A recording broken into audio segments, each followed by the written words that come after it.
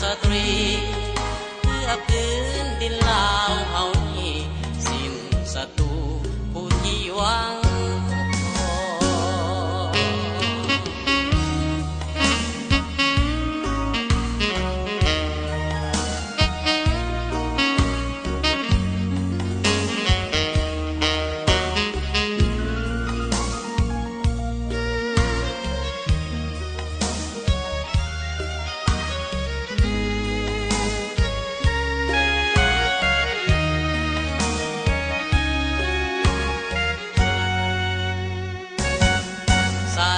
สมบูรณ์ทินข้าอยู่เป็นที่มัน